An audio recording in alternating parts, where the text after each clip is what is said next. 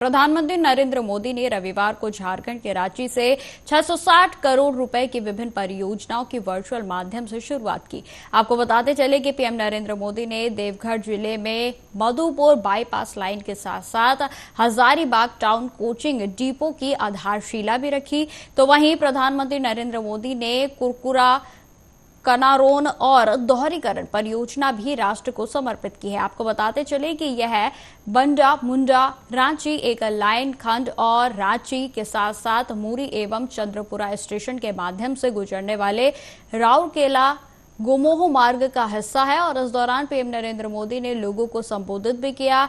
प्रधानमंत्री नरेंद्र मोदी ने कहा कि बारिश कितनी भी तेज क्यों ना हो, रुकावटें कितनी भी ज्यादा क्यों ना हो, लेकिन कोई भी रुकावट मुझे आपसे अलग नहीं कर सकती। आज झारखंड के हजारों गरीबों, इनमें से ज्यादातर घर मेरी माताओं बहनों के नाम पर है। कर्मा पूजा के दिन बहनें अपने भाई की लंबी आयु के लिए प्रार्थना करती है। बारिश कितनी ही तेज क्यों न हो, रुकावटें कितनी ही ज्यादा क्यों न हो, लेकिन कोई भी रुकावट मुझे आपसे अलग नहीं कर सकती है। मैं आपके दर्शन किए बिना वापस नहीं जा सकता हूं और इसलिए बाय रोड भी मैं आपके दर्शन करने के लिए पहुंच गया। साथियों, क्रांति और बलिदानों की ये धरती भगवान बिरसा मुंडा के तप, त्याग और आशीर्वाद की धरती, वो धरती जिसने पोटोहो जैसे कोल्हान के महान योद्धा दिए, जिसने जमशेद जी जैसे उद्यमी के आजाद भारत के सपनों को सींचा था। वहीं झारखंड में जमशेदपुर में पीएम नरेंद्र मोदी के संबोधन के साथ साथ केंद्रीय मंत्री कृषि मंत्री जो कि हमारे शिवराज सिंह चौहान भी वहां पर मौजूद थे और इस दौरान उन्होंने भी तमाम जो बातें हैं वो जनता से की। अद्भुत प्रधानमंत्री है नरेंद्र मोदी जी। वो प्रधानमंत्री नहीं, पहले आपके परिवार के सदस्य हैं और उनको सदैव जनता और विशेषकर गरीबों के कल्याण की चिंता रहती है। आपको याद होगा जब प्रधानमंत्री जी पहली बार प्रधानमंत्री बने तो प्रधानमंत्री आवास योजना शुरू की गई। गरीबों को पक्के मकान, कोई गरीब कच्चे घर में ना रहे, सबके पास रहने की पक्की छत चाहिए। और गरीब के पक्के मकान का सपना प्रधानमंत्री आवास योजना के माध्यम से उन्होंने पूरा करना शुरू किया। मुझे बताते हुए खुशी है कि 2,95,00,000 पक्के मकान उन्होंने पहले स्वीकृत किए, जिनमें से 2,65,00,000 बनकर तैयार हो गए। लेकिन फिर भी कई गरीब रह गए।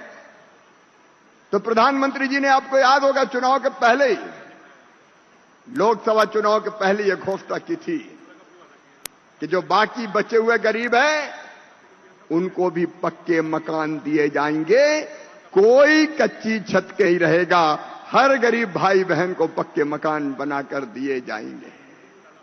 प्रधानमंत्री जी जो कहते हैं वो करते हैं।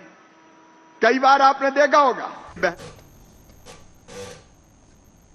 खबरों में आगे बढ़ते हैं। उत्तर प्रदेश के रायबरेली में संदिग्ध परिस्थितियों में किशोरी ने फांसी लगाकर किशोरी की दर्दनाक मौत हो गई है। आपको बताते चले कि फांसी लगाने के बाद पूरे इलाके में सनसनी फैल गई। तो वहीं मामला जो है वो भादोखर थाना क्षेत्र के अंतर्गत पूरा डाढ़े का पूर्वा गांव बताया जा रहा है और जहां पर अर्चना पुत्री राम सुमेर उम्र तकरीबन 19 वर्ष ने संदिग्ध परिस्थितियों में फांसी लगाकर आत्महत्या कर ली। किशोरी की मौत से परिवार में कोहराम मच गया है। तो वही सूचना पर पहुंची पुलिस ने शव को कब्जे में लेकर पोस्टमार्टम के लिए भी भेज दिया है और आगे की विधिक कार्रवाई भी शुरू कर दी गई है।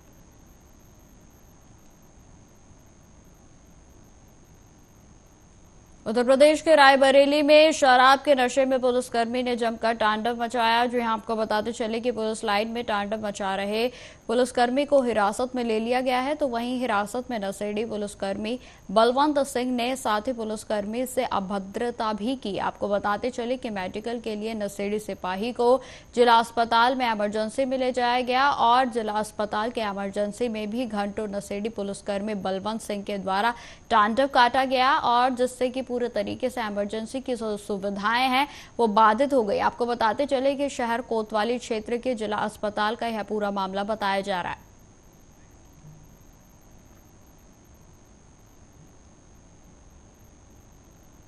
जनसुराज अभियान के सूत्रधार प्रशांत किशोर 2 अक्टूबर को दल की घोषणा से पहले समाज के विभिन्न वर्गों के लोगों से मुलाकात कर रहे हैं और इसी कड़ी को आगे बढ़ाते हुए उन्होंने आज पटना के ज्ञान भवन में बिहार भर से आए समाज के प्रबुद्ध लोगों के साथ बैठक की और जिसमें उन्होंने बुद्धिजीवियों के प्रश्नों का उत्तर दिया और साथ ही समाज में और भी सामाजिक समस्याओं और उनके समाधान पर विचार विमर्श किया गया। उन्होंने समाज के शिक्षित लोगों से ग्रीस दार्शनिक प्लेटो की बात दोहराते हुए कहा कि यदि समाज के शिक्षित और प्रबुद्ध लोग राजनीति में नहीं आएंगे तो मूर्ख लोग ही जनता पर राज करेंगे। प्रशांत किशोर ने आगे यह भी कहा कि आज समाज का एक बड़ा वर्ग जो कि शिक्षित है और जिनका चरित्र भी अच्छा है पर वह राजनीति से दूरी बनाए रखते हैं क्योंकि नेताओं के द्वारा यह भ्रम जो है वो फैला दिया गया है कि बिहार में राजनीति करने के लिए आपको जाति या फिर धन बल की जरूरत होती है। लोगों के लिए ग्रीस में एक बहुत बड़े दार्शनिक हुए, उन्होंने एक बहुत अच्छी बात लिखी, if you do not participate in democracy be ready to be ruled by your inferiors. तो बिहार में जो अपने आप को प्रबुद्ध जन कहता है, ताली मत बजाइए, आपके लिए ये सही बात लिखी गई है कि अगर आप राजनीति में भागीदार नहीं बनिएगा तो इस बात के लिए तैयार रहिए कि कोई मूर्ख आदमी राजा बनकर आप पर शासन करेगा। तो बिहार में जितने प्रबुद्ध लोग हैं, ये समझता है हम इतना प्रबुद्ध हैं, हमको राजनीति से क्या लेना देना है, हम तो सबसे ऊपर हैं। तो आप या तो ड्राइंग रूम में बैठ के भाषण करते हैं, गपियाते हैं, या कभी कभी अपने दोस्तों मित्रों के साथ बैठ के चर्चा करते हैं, या तो समाज ने आपको ढकेल के राजनीति से बाहर कर लिया या आप खुद से ही राजनीति से अलग हो गए। नतीजा ये हुआ, अगर बौद्धिक तौर पर, आर्थिक तौर पर, किसी भी नजरिए से आप भगवान की दया से समाज में आगे हो गए हैं तो आपकी ये महती जिम्मेवारी है कि जो लोग समाज के पीछे छूट गए उनके लिए कुछ न कुछ कीजिए। अपना पेट भर लीजिए, लेकिन अपना पेट भरने के बाद किसी एक आदमी जिसको कि आप खाना खिला सकते हैं उसकी चिंता न करना मानवता नहीं है। इसलिए अगर आप अपने आप को प्रबुद्ध बताते हैं, अपने आप को सक्षम समझते हैं, सक्षम से पैसे से नहीं, अगर आप दिमाग से, शरीर से, सामाजिक स्तर पर सक्षम हैं तो आपकी हमारी ये जिम्मेवारी है कि बिहार में समाज में जो लोग पीछे छूट गए हैं उनके लिए कुछ न कुछ किया जाए। और अगर नहीं कीजिएगा तो आप ये मान कर चलिए कि आपका भी भविष्य उज्जवल नहीं होने वाला है। खबर उत्तर प्रदेश के रायबरेली से है, जहां प्रेमिका ने प्रेमी का फोन नहीं उठाया तो उसने अपने हाथ की नस काट ली। जी आपको बताते चले कि प्रेमी ने प्रेमिका को कई बार जो है फोन किए लेकिन फोन रिसीव नहीं किया गया तो उसने मोबाइल पटक कर तोड़ दिया और जिसके बाद उसके ब्लड से जो है ब्लेड से जो है उसने अपनी कलाई की नस को कई जगहों से काट डाला। छोटे भाई ने प्रेमी को लहूलुहान हालत में सीएचसी में भर्ती कराया, जहां पर डॉक्टरों ने उसकी हालत को खतरे से बाहर बताया। तो वहीं आपको बताते चले कि जानकारी के अनुसार प्रेमिका किसी बात से लेकर नाराज थी और प्रेमिका फोन नहीं उठा रही थी। मामला ऊंचानगर कोतवाली इलाके के गंगेरा गुलालगंज के रहने वाले एक लड़के का बताया जा रहा है, जहां पे आपको बताते चले कि 24 वर्षीय अंकेश मिश्रा का किसी लड़की से अफेयर चल रहा है और परिजनों के मुताबिक लड़की से कुछ अनबन हो गई थी और जिससे अंकेश उसे बार बार फोन कर रहा था, लेकिन प्रेमिका उसे रिसीव नहीं कर रही थी और इसी बात से आहत प्रेमी अंकेश ने अपना फोन पटक कर तोड़ दिया और छोटे भाई का फोन लेकर कमरे में चला गया, जिसके बाद यहां अंकेश ने अपने कलाई की नस पर कई जगह से उसे ब्लेड से काटा। ऐसे कुछ होगा पता नहीं, हाथ काट ली, नस फट गई थी। कोई लफड़ा नहीं है। कोई लड़की उड़की का मामला है क्या? कुछ होगा पता नहीं, निश्चित नहीं पता नहीं, फिर कुछ तो बताया होगा किस लिए? अब होगा सर, बताया अभी तो जाने हम लोग। कुछ होगा निश्चित नहीं पता। लड़की का चक्कर ही है। चक्कर है? हाँ, चक्कर नहीं लगता है, लड़की का चक्कर ही है। अच्छा, हाँ जी सर। तो नस काट लिया। हाँ, घर पे कोई था नहीं क्या? घर पे नहीं थे, पापा बाहर हैं, मम्मी बाहर निकले, वो आ रहे हैं, हम बाहर गए थे तो सर काट लिए थे। जी सर। फोन ऑन चेक किया कि किससे बात? फोन सर नहीं, फोन पे है ही थे, फोन वो थे, फोन तो टूट गया इनका। मेरे फोन लिए थे, अंदर बंद। लड़के कुमार अंकेश कुमार है, गंगेरा गुलालगंज का रहने वाला, वो 25 साल है। उसके हाथ पे कई कट के निशान हैं और उसका इलाज कर दिया गया है। कट के निशान का कोई कारण भी स्पष्ट नहीं हुआ है। कुछ बताया है कि किस लिए? कुछ नहीं, अभी इसकी कोई जानकारी नहीं है। कुछ बताया भी नहीं? अभी नहीं। लड़के कुमार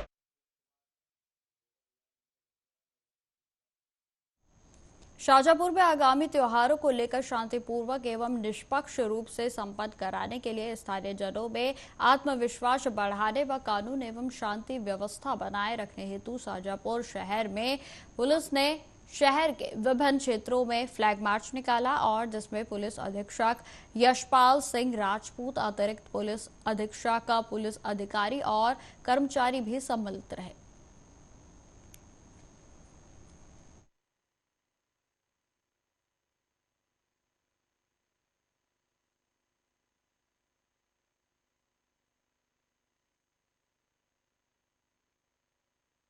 बिहार की राजधानी पटना में सट्टे मैनेजर थाना क्षेत्र के खासपुर गांव के गंगा नदी में मां बेटी डूब गई, जहां आपको बताते चले कि इधर घटना की सूचना मिलने के बाद पुलिस की टीम मौके पर पहुंची और जिसके बाद एसडीआरएफ की टीमों के द्वारा मौके पर पहुंचकर दोनों की तलाश में पूरे तरीके से जुट गई है। आपको बता दें कि जानकारी के अनुसार मनेर थाना क्षेत्र के खासपुर गांव निवासी खुशबू कुमारी कर्मा पूजा का सामान बहाने के लिए अपनी मां के साथ गंगा नदी के घाट पर गई थी और इसी दौरान बेटी का पैर फिसल गया, जिसके बाद वो गंगा नदी में समा गई। तो इधर बचाने के लिए मां लक्ष्मी देवी खुद भी गंगा नदी में कूद पड़ी, लेकिन गंगा नदी में पानी के बहाव का तेज होने के कारण दोनों डूब गई और इधर घटना की जानकारी मिलने के बाद स्थानीय लोग मौके पर पहुंचकर तुरंत उनके द्वारा पुलिस और एसडीआरएफ को सूचना भी दी गई और जिसके बाद डूबे हुए मां और बेटी की तलाश में पूरी टीम जो है वो जुटी हुई है।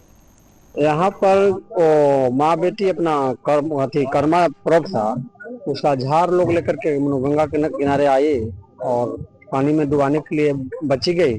पैर फिसलने से बच्ची का पानी में ज्यादा गहरा में चली गई। माँ बचाने के क्रम में वो भी बेचारी चली गई। हम लोग को सूचना हुआ तो हम लोग 6 बजे यहाँ करीब आए। हाँ, पहचान हुई है कि लक्ष्मीनिया देवी उनका नाम है और उनका बच्ची का खुशबू नाम है और उनका पति का क्या सुनील राय नाम है। वो खासपुर का ही रहने वाले हैं, वार्ड नंबर 2 का। यहाँ पर माँ बेटी अपना कर्म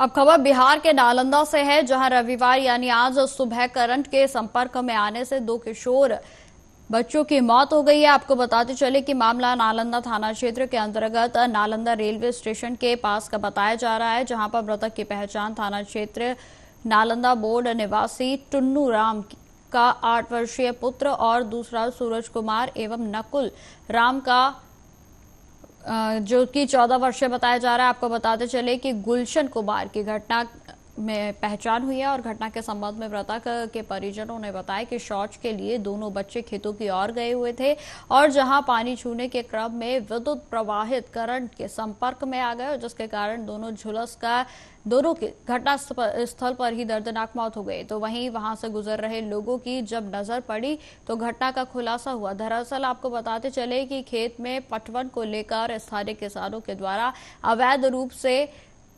चाइनीज तार का जो बांस के सहारे से लाया गया है उसी तार के संपर्क में आने से पहले गुलशन कुमार झुलस गया और जब वह मदद के लिए पुकारा तो सूरज उसे बचाने के लिए पहुंचा और जहां दोनों की करंट के संपर्क में आने से दर्दनाक मौत हो गई। घटना की जानकारी जैसे ही घर वालों को लगी तो परिजनों में कोहराम मच गया और एक साथ 2 बच्चों की मौत से पूरे गांव में सन्नाटा पसर गया है।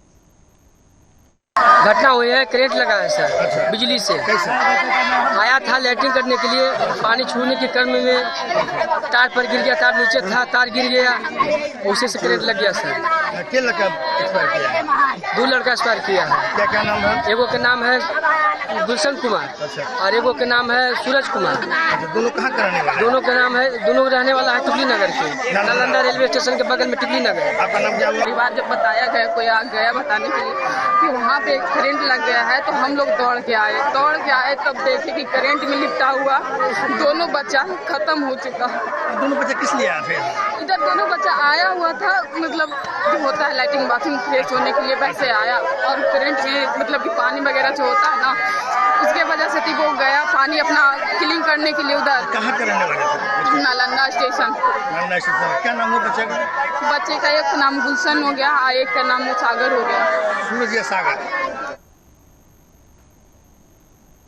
इस वक्त की बड़ी खबर का रुख करते हैं जो कि उत्तर प्रदेश के रायबरेली से सामने आ रही है। आपको बताते चले कि आवारा मवेशी से टकराकर बाइक सवार घायल हो गया है जिसमें 4 लोग गंभीर रूप से घायल बताए जा रहे हैं। 2 घायलों की हालत बेहद नाजुक बनी हुई है तो वहीं घायलों को जिला अस्पताल के लिए रेफर कर दिया गया। वहीं आपको बताते चले कि अस्पताल में घायलों का फिलहाल इलाज जो है वो चल रहा है और खेरो थाना क्षेत्र के खाड़ेपुर पुलिया के पास की है पूरी घटना बताई जा रही है। जिस तरीके से लगातार जो आवारा पशु जो होते हैं वो सड़कों पर घूमते रहते हैं और जिसकी सुध लेने वाला कोई भी अधिकारी इस समय जो है वो सामने नहीं आया है। आपको बताते चले कि जिस तरीके से लगातार आवारा पशु जो कि गाड़ियों के आगे आ जाते हैं उनके कारण कई तरह की जो दुर्घटनाएं होती हैं वो घटित हो जाते हैं और साथ ही साथ न सिर्फ जो गाड़ी चालक होते हैं उनको चोट लगती है बल्कि जो कई जानवर हैं वो भी गंभीर रूप से घायल हो जाते हैं। और वहीं आपको बताते चले कि उत्तर प्रदेश के रायबरेली में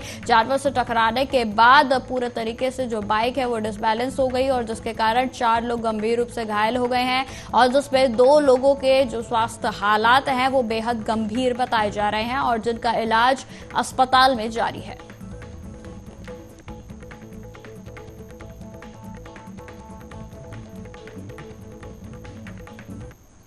अगली खबर भी रायबरेली से ही है जहां आपको बताते चले कि रायबरेली में लाचार पुलिस बेखौफ चोर पुलिस के रात्रि गश्त की पोल खुल गई है। आपको बताते चले कि बेखौफ चोरों ने भगवान के मंदिर को निशाना बनाया है। मामला महाराजगंज कोतवाली क्षेत्र के गजनीपुर गांव का बताया जा रहा है जहां पर बेखौफ चोरों ने मंदिर से भगवान के सिर पर रखे चांदी के छत्र, पंच धातु की मूर्ति, पीतल की मूर्ति व दान पात्र को तोड़कर उसमें रखे रुपए लेकर फरार हो गए। तो वहीं सुबह जब पुजारी मंदिर में पहुंचे तो पूजा करने के लिए वो यहां पर पहुंचे थे जहां पर उन्होंने पूरी घटना की जानकारी पुलिस को दी और जिसके बाद पुलिस मौके पर पहुंची और जहां पर पुलिस की ओर से जांच पड़ताल को शुरू कर दिया गया। आपको बताते चले कि मंदिर में चोरी की घटना से ग्रामीणों में भी काफी आक्रोश व्याप्त है। मैं अपने घर पर ही समझो हमारे हनुमान दादा के मंदिर पर। अच्छा, क्या घटना हुई है यहाँ मंदिर पे? कौन सी घटना हुई है? घटना चोरी हुई है। कब हुई है? अब ये तो हमको पता नहीं कितने टाइम हुई है लेकिन ताला टूटे पड़े हुए थे। आज रात में ताला टूटा? जी हाँ। तो क्या क्या सामान गायब हो? लगभग कितने का नुकसान हुआ होगा? अरे 40-45 या तो इससे तो आसपास या ऊंचे नीचे हो सकता है। जी जी जी। तो क्या क्या गायब हुआ वहाँ से? अब यहाँ तो छत्र है जी, पंच धातु का छत्र है जी, और लॉकेट भी थी जी, कुछ और भी सामान थी, केस था दान पेटी के अंदर वो भी गया हो, ताला टूटा पड़ा है। आप लोगों ने कोतवाली पुलिस को सूचना दिया है? हाँ, सूचना जो है गई है। अबे कोई उच्च अधिकारी पुलिस? उत्तर प्रदेश के रायबरेली में आए दिन जो है वो अपराध की खबरें सामने आती रहती हैं और शातिर चोरों ने पुलिस के रात्रि गश्त की भी पोल पूरे तरीके से खोल कर रख दी है। जहां आपको बताते चले कि बेखौफ चोरों ने घर को निशाना बनाया है, जहां पर घर के पीछे का दरवाजा तोड़कर चोरों ने चोरी की बड़ी घटना को अंजाम दिया, जिसमें सोने चांदी के जेवरात समेत नकदी समेत लगभग 3 लाख से अधिक माल पर हाथ साफ कर दिया गया। वहीं सूचना पर पहुंची पुलिस ने जांच पड़ताल भी शुरू कर दी है। बछरावा थाना क्षेत्र के बगाही मजरे बिशुनपुर गांव की यह पूरी घटना बताई जा रही है। ये मेरे घर में चोरी हो गई। कितने लगभग चोरी हुई है? ये मालूम नहीं पड़ा कितने बजे, 4 बजे मालूम पड़ा है चोरी हुई। कितने के लगभग चोरी हुई है? कम से कम 3 लाख रुपए की चोरी हुई। 3 लाख रुपए की? जी। उसमें क्या क्या था? जेवर थे, कैश था, कपड़े थे। अच्छा, कैश कितना था? कैश 12,000 रुपए, बाकी गहने थे। अच्छा, गहने में क्या क्या था? गहने में जो होता है पायजेब थी, मतलब जितने सामान होते हैं वो सब थी। अच्छा, सब थी। हाँ। मालूम कब चला आपको? 4 बजे सुबह। 4 बजे सुबह। छागल रहे, हाफ पेटी रही, नथुनी रही, माला रहा है, मंगलसूत्र हमार रहा है, चांदी क्या मतलब दोहरा सामान रही, हमारी पाजेबें रही हमें। अच्छा, लड़का खातिन बनवा के रखे रहन, बहुरिया खातिन बाहर रही और हमार रही सामान। अच्छा, और कैश वगैरह कितना ले गए? कैश 12,000 रहा है, 500 रुपया हमारे लगे रहे, अभी सब चले गए। सीडी रही नहीं निखरवाई, नहीं नाम मनिया वाले के चले गए। आप लोग कहाँ थे? बाहर की पौड़े। अच्छा, मालूम नहीं चला? हाँ, मालूम नहीं चला। कितने बजे मालूम चला आपको? 4 बजे।